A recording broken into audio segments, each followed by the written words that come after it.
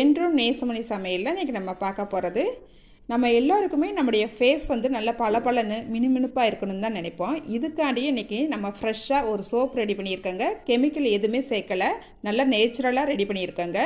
நான் கொஞ்ச நாளாகவே இந்த சோப் தாங்க யூஸ் பண்ணிட்டு வரேன். நல்ல ஒரு ரிசல்ட் கொடுத்துருக்குது.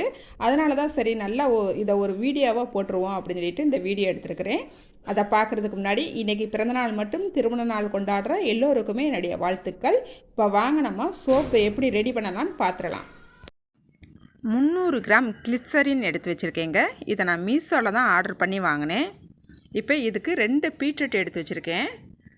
கத்தாழை ஜெல் கொஞ்சம் எடுத்துருக்கேங்க. இந்த கத்தாழை ஜெல்லை இந்த அளவுக்கு எடுத்திருக்கேன். இந்த கார்னர் பகுதியெல்லாம் நல்லா கட் பண்ணி எடுத்துகிட்டு உள்ளே உள்ள பகுதியை மட்டும் நான் எடுத்து வச்சுருக்கேங்க. நீங்களும் இது போல் எடுத்துக்கோங்க. இப்போ இந்த கிளிசரினை நல்லா கட் பண்ணி எடுத்துக்கலாங்க. முழுசாக நம்ம சேர்க்கும் போது கரையிறதுக்கு கொஞ்சம் லேட் ஆகும். அதனால் நம்மளுக்கு சேப் எதுவும் தேவையில்லை, கொஞ்சம் சின்னதாக கட் பண்ணிக்கலாங்க.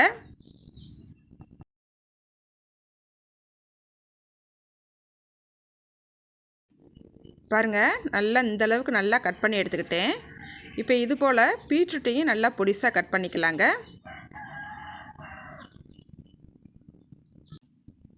பாருங்கள், பீட்ரூட்டை ஒரு ஜாருக்கு மாற்றிக்கிட்டேங்க. இப்போ இதை நல்லா வலுவலுன்னு அடிச்சுட்டு வந்துடுறேங்க. தண்ணி எதுவுமே சேர்க்கக்கூடாது. உங்களுக்கு அரைப்படாதது போல் இருக்குது அப்படின்னு நினச்சிங்கன்னா கொஞ்சமாக கத்தாழை சேர்த்து நல்லா இந்த அளவுக்கு நல்லா வலுவலுன்னு அடித்து எடுத்துக்குங்க. நம்ம இப்படியேவும் நம்ம சேர்க்கக்கூடாதுங்க. இப்படியே சேர்த்தோம்னா நம்ம சோப் போட்டு குளிக்கும் போது அது திப்பி திப்பியாக இருக்கும். அதனால் இதை நல்லா வடிகட்டிட்டு சேர்த்துக்கலாம். நான் அன்றைக்கி இந்த மாதிரி ஒரு ஜல்லடையில் வடிகட்டிக்கிறேன்.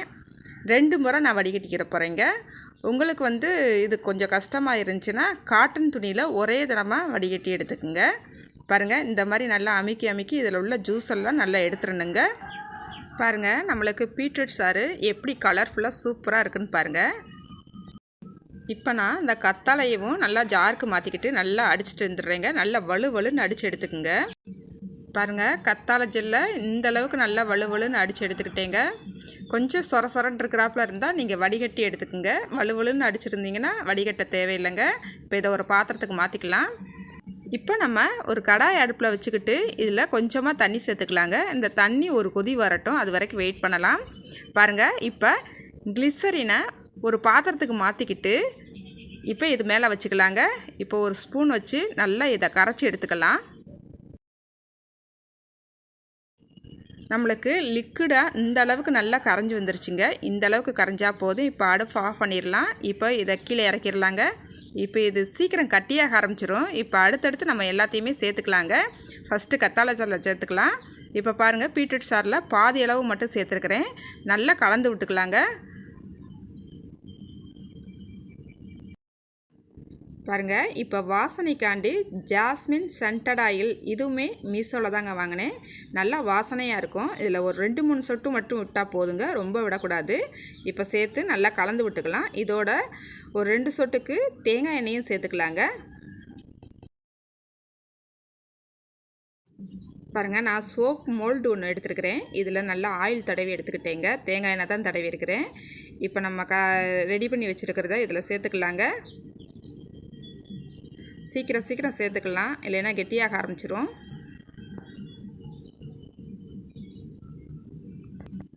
இப்போ இது மேலே இருக்கிற இந்த நுரையெல்லாம் எடுத்துடலாங்க. கொஞ்சம் நம்மளுக்கு சோப் ரெடியாகி வரும்போது இது என்னமோ மாதிரி இருக்கும். அதனால் மேலே உள்ள நுரையை மட்டும் எடுத்துக்கலாங்க. பாருங்கள், நம்ம இந்த சோப்பை இப்போ காலையில் நம்ம இன்றைக்கி காலையில் ரெடி பண்ணியிருக்கிறோம். இது நாளைக்கு காலையில் தாங்க நம்மளுக்கு ரெடி ஆகும். இதை வெயிலெல்லாம் வைக்கணும்னு அவசியம் கிடையாது, வீட்டுக்குள்ளே வச்சுருந்தாலே போதும். இது நாளைக்கு காலையில் பார்க்கலாங்க. பாருங்கள், நம்மளுக்கு சோப்பு சூப்பராக செட் ஆகி வந்துருச்சுங்க. இங்கே பாருங்கள் எவ்வளோ அழகாக சூப்பராக இருக்குன்ட்டு.